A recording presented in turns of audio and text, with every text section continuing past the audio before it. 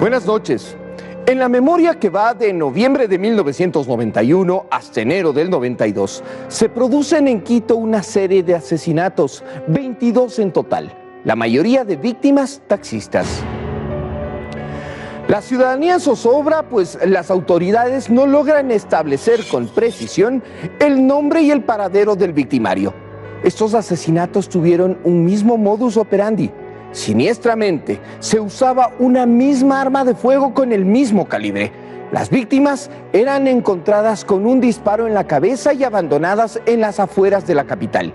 Meses después, lo más sorprendente de esto fue descubrir que el asesino solo tenía 16 años de edad. Actuaba con una identidad falsa, Juan Carlos Acosta Suárez. Desde ese momento se le conoció en todo el país como el niño del terror. Estas son sus memorias. Esa identidad fue rechazada una vez más por el joven, quien reafirma que Juan Carlos Acosta Suárez es solo el nombre que utilizó cuando estaba detenido en la brigada de menores. Por estar en este problema ya no quise dar ese nombre, el nombre propio. Entonces ya dije ese nombre. Como consta en esta partida de nacimiento, certificada por el registro civil, el joven, hijo de Rafael Olivo Hermosa y de Zoila Amada Suárez, aún no cumplía 16 años. Mi nombre propio es Juan Fernando Hermosa Suárez y yo soy nacido el 28 de febrero de 1976 aquí en la parroquia González Suárez. El muchacho vivaz e inteligente manejaba el arma con agilidad y precisión, que no tendría que pedir favor a los pistoleros de las películas del oeste. Esto le permitió victimar con soltura y frialdad a 11 taxistas, 2 homosexuales y un delincuente. La otra víctima fue asesinada por Milton Robalino, quien iniciaba en las prácticas correspondientes para obtener la licencia de matar. Ojo, porque el primero de la banda va a cumplir 16 años, según él, y el segundo de la banda, el homosexual, Luis Quispe, tiene 16, 2 meses, es decir, que los 2 menores comandaban la banda. Según las investigaciones, los móviles de los 22 asesinatos son la diversión, el robo y el deseo de matar. En el año 1991 yo fui comisario sexto, que es la subintendencia en Pichincha, y también estuve encargado de la Intendencia General de Policía de Pichincha. A mí me correspondió como subintendente y comisario sexto subintendente, me correspondió conocer, instruir esa causa. Yo conocí desde el inicio de las acciones que tomaron hasta, lógicamente, terminar eso que se llamaba en aquel entonces, para luego enviarle al juez de derecho para que sustancie el proceso. El caso se inicia con el asesinato de varios taxistas. Eso evidentemente produjo una conmoción social. Se habló de que era un acto de venganza en vista de que una hija de un general había sido violada por un taxista y que como consecuencia de ello, este pseudo general había tomado en represalia la decisión de ir asesinando a los taxistas. Se produjeron algunos asesinatos. Ese es el inicio de esto. Pablo Enrique Ceballos, sobreviviente de uno de los ataques de la banda del terror, colabora con las autoridades en la elaboración de un identikit de quien en realidad se llamaba Juan Fernando Hermosa Suárez. Los investigadores además establecen que en la banda operaban otros menores de edad. En el Pululahua le hicieron detenerse y le dispararon una vez en el tórax y otra vez en los testículos, dándole por muerto. El chofer malherido alcanzó a Cotocollao, norte de la ciudad, donde perdió el conocimiento. Tras ser encontrado por un patrullero policial, fue llevado hasta el hospital Bos Andes, donde se le salvó la vida. Detenida conjuntamente con Juan Carlos Acosta y Quispe por haber participado en el intento de asesinato del taxista Pablo Ceballos. Fueron capturados gracias al identikit que fue descrito en la Policía Nacional. El 15 de diciembre, 2 parejas de adolescentes tomaron un taxi San Remo en la avenida Amazonas y le ordenaron al conductor que les traslade al Pululagua. El taxista, como era su deber, avanzó hacia la prensa y continuó por la avenida Manuel Córdoba Galarza, sector Mitad del Mundo, hasta llegar a la entrada del Pululagua, y al girar en aquella curva, le ordenaron al taxista que se detenga. Una vez allí, las dos muchachas salieron del auto, diciendo que iban a traer el dinero que les faltaba para pagar la carrera. Inmediatamente comenzó el forcejeo entre Acosta, el conductor, y Quispe, siendo el taxista Pablo Ceballos quien resultaría gravemente herido. Parece que en el trayecto de llevarle al taxista hasta el Pululagua, habían llegado a la casa de uno de los presuntos malhechores y en base de eso los logran detener. En las primeras investigaciones se desprende que Mónica Larco no tenía mayor responsabilidad en la muerte de 15 víctimas. Por lo tanto, tras las investigaciones, después de varios meses, quedaría en libertad. Se tomaron declaraciones al resto de integrantes de la pandilla del terror. Conclusión de la primera etapa del proceso penal, que fue remitido a la Sala de Sorteos de la Corte Suprema de Justicia. Como fondo del caso, en varias declaraciones de la pandilla surgió reiteradamente que un mayor del ejército estuvo detrás de toda esta polémica. Además, tuvieron constantes amenazas de muerte para los integrantes de la banda asesina. Dicha polémica que hasta hoy en día, la verdad, no sale a la luz. No hay absolutamente nada, ningún indicio que muestre que esta hipótesis es cierta. En consecuencia, la policía intensificó la seguridad con una serie de batidas, donde fueron apresados incluso personas inocentes. Sin embargo, en 1992, tras un operativo de la Policía Nacional a cargo del mayor Fausto Terán, cae la banda del terror. Uno de sus integrantes delata el paradero de Juan Fernando Hermosa. El mismo contingente se traslada hasta la residencia en la que éste habitaba con su madre, Amada Suárez. Tomás Angulo, quien sostiene que Hermosa les contaba que permaneció 3 meses en el cuartel Modelo, donde miembros del GIR le enseñaron a manejar armas por recomendación de su padre, que es coronel del ejército. Y ahí le han enseñado a manejar armas con su teniente.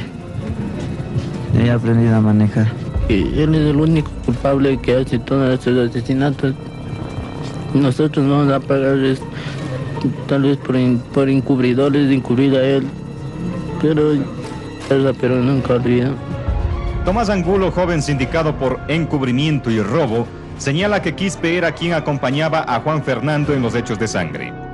Afirma que nunca planificaban los asesinatos y siempre que necesitaban dinero salían en busca de taxistas.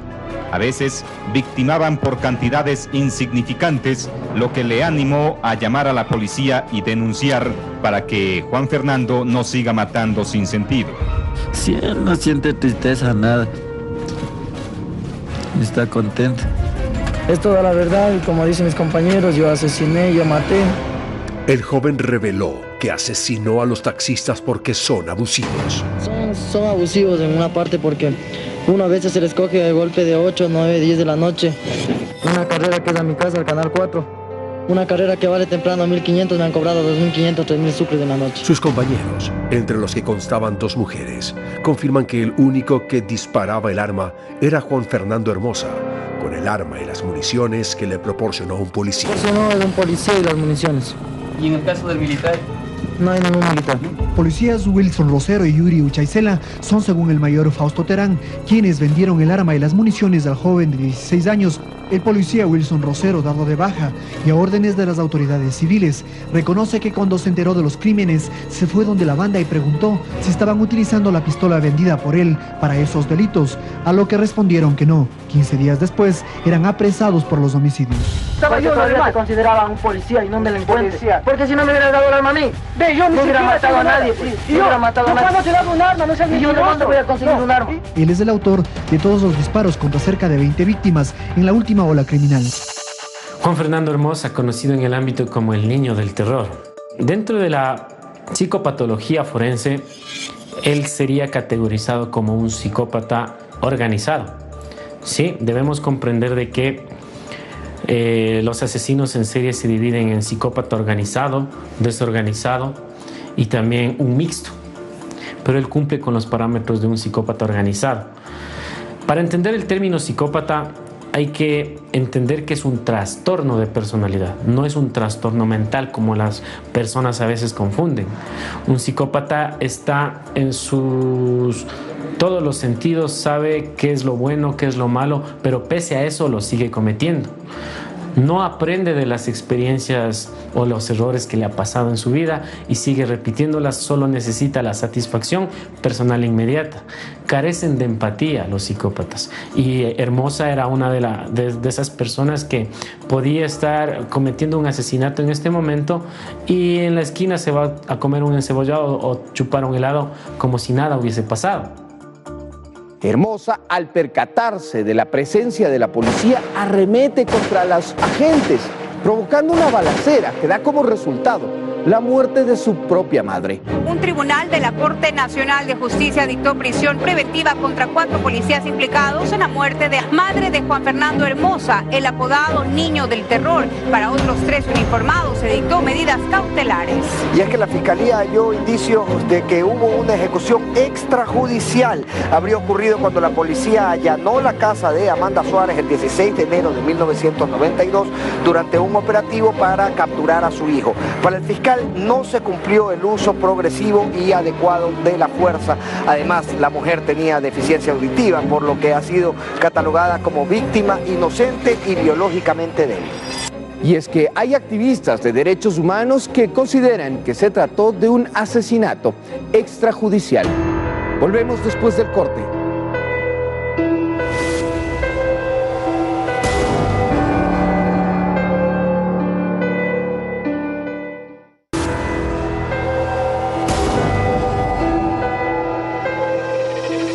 La primera impresión que tuvo tanto la policía, lógicamente yo como juez instructor, es que se trataba de un criminal de serie. Y lógicamente no solo, era un grupo criminal. La primera impresión que se daba también es el hecho de que era un grupo de gente que vivía de la vida fácil.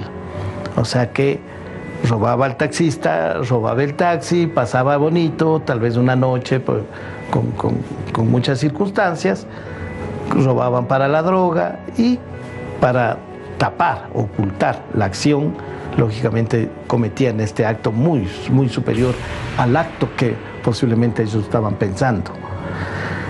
Pero la sorpresa es que cuando uno de los taxistas que no fue asesinado describió a las personas, evidentemente ya dijo que eran jóvenes, eran muy jóvenes, porque el único menor de edad era él. Los demás ya eran mayores de edad, pasados los 18 de lo que yo me acuerdo. Entonces, eso sí sorprendió a la sociedad. Yo sacaba mi arma, me encañonaba al señor, le decía que no se moviera. El señor no se quedaba quieto. ¿Sacaba? El arma. ¿Sacaba mi arma? Le encañonaba al señor.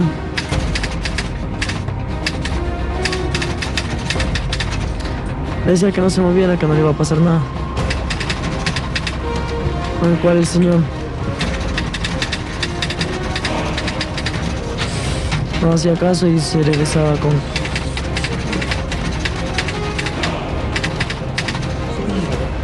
Una ocasión fue con unas llaves de rueda. Otra ocasión fue con una cartuchera. Otra ocasión con una arma de fuego, un revólver 22. Nació con ciertas estructuras cerebrales, como en relatos de su padre, que decía que tenía un traumatismo cerebral.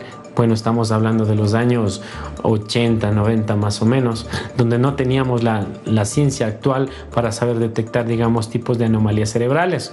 Un psycho killer tiene las dos partes, ¿no? Nace con ciertas estructuras cerebrales diferentes y el entorno social lo va reforzando. Y también se hace por el abandono de los padres, por el reforzamiento y la callejización que tuvo, por el consumo de drogas. En junio de 1993, Juan Fernando Hermosa y Milton Robalino escapan del Centro de Rehabilitación Social de Menores en Quito. Para ello utilizan armas de fuego proporcionadas por Yadira Vargas Fernández, novia de Hermosa. En la fuga, asesinan al policía Ángel Sailema con 5 disparos. El agente custodiaba ese día el Centro de Rehabilitación de Menores. Una vez libres, huyen a Neiva, Colombia, por la frontera nororiental. Hermosa se había separado de sus compañeros. Estos se habían involucrado con un grupo de homosexuales, mientras que él se traslada hasta Bogotá. Ahí, en la capital colombiana, sobrevive gracias a la venta de unas joyas que acumulara en sus múltiples atracos, las cuales las iba vendiendo de poco en poco. Hermosa es capturado en una zona fronteriza con Colombia, precisamente en Lorito. En sus declaraciones aparece enfermo y con el físico deteriorado. Por su peligrosidad, el niño del terror es detenido en el CDP de Quito para cumplir con su condena, hasta su mayoría de edad. Por una información reservada de la Policía de Colombia, es reconocido y detenido en ese lugar el día lunes. Yo recepté, me acuerdo, la declaración de él. Y él no quería llegar al fondo. Él no quería involucrar a personas. Posiblemente, él cometía estos crímenes por paga, por orden. Pero él nunca llegó a involucrar a nadie. Se autoinculpó y frente a una situación de inculparse, pues, ¿qué puede hacer la autoridad más que aceptar esa inculpación y dejar a que la policía realice profundamente otro tipo de investigaciones para ver si solamente era él o había tras de él otro tipo de posiblemente autores intelectuales, porque la autoría material la hacía él, pero la autoría intelectual podía estar en manos de otras personas. Si no las queríamos acompañar, ya sacaba el revólver y nos quería a nosotros dar el tiro, pegarnos el tiro. El psicópata no tiene cura, ¿sí? El psicópata morirá psicópata y no tiene cura. La única solución frente a la situación social en la que tenemos actualmente es el que esté recluido, porque él seguirá cometiendo este tipo de asesinatos o seguiría cometiendo asesinatos.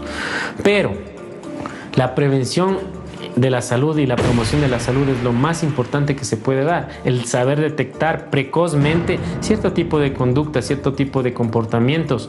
¿Por qué? Porque es mucho más eficaz y mucho más barata que la cura. Un experto dentro de la criminología como McDonald hablaba de una triada de la psicopatía, donde se empiezan a ver, digamos, comportamientos o conductas precoces desde la infancia que desencadena con trastornos de la personalidad antisocial. Uno de ellos, mira, y lo cumplía a cabalidad Juan Fernando Hermosa, que era la violencia con los animales, ¿sí? Él, incluso en relatos de su padre, él decía que arrancaba las cabezas de las gallinas allá en la finca donde tenían, en Chuchufindi estamos hablando, ¿no? E incluso llevaba las cabezas guardadas y mostraba a sus compañeros en el colegio, en la escuela. Se cumple, mira, la primera tríada, que es la violencia con los animales. La segunda es la piromanía, que siente placer al encender fuego desde muy temprana edad. Ahí vemos pirómanos, entonces eso puede desencadenar, digamos, en trastornos antisociales de la personalidad. Y la otra parte de la triada se llama la enuresis, que significa que no controla esfínteres o que se orina, incluso hasta entrada la adolescencia. Son factores, digamos, biológicos, psicológicos y sociales que nos está avisando de una problemática de conducta antisocial. Y estas conductas debemos prevenirlas, detectarlas de manera oportuna para que no desencadenen en lo que se conoce como trastorno antisocial de la personalidad. Seguimos tras la pausa. ¿Por qué metiste en la delincuencia? ¿Por qué me metí en la delincuencia? Porque quise experimentar cosas fuera de grabar. Esta es una entrevista para el Colegio Sebastián de Belalcázar. ¿Qué mensaje les darías a los jóvenes del colegio sobre la honradez para que no pasen por lo que tú estás pasando aquí? Que no se metan en problemas, porque los problemas nunca llegan.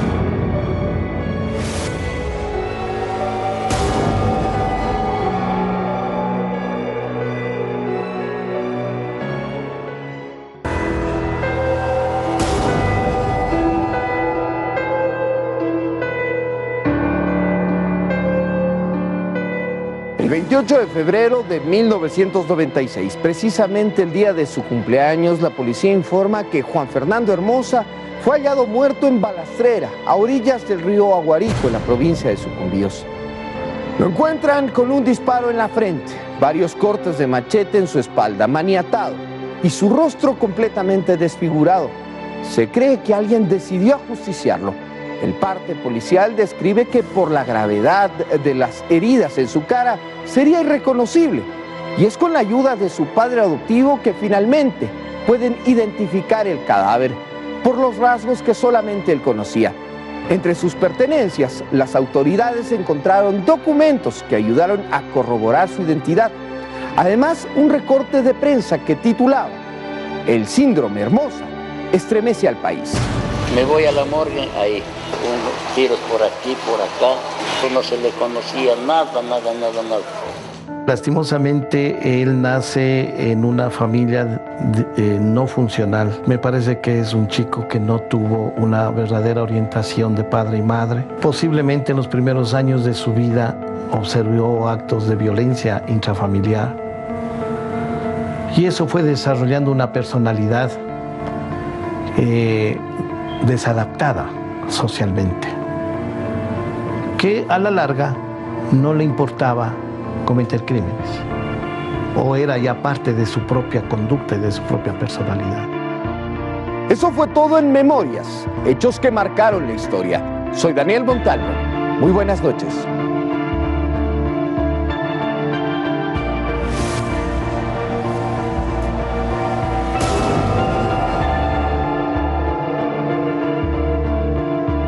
Aquí no hay rehabilitación social de ninguna naturaleza. Tenemos en la actualidad 40.000 presos, señor. ¿Qué hacen 40.000 presos metidos en las cárceles? Muchos inocentes, muchísimos inocentes.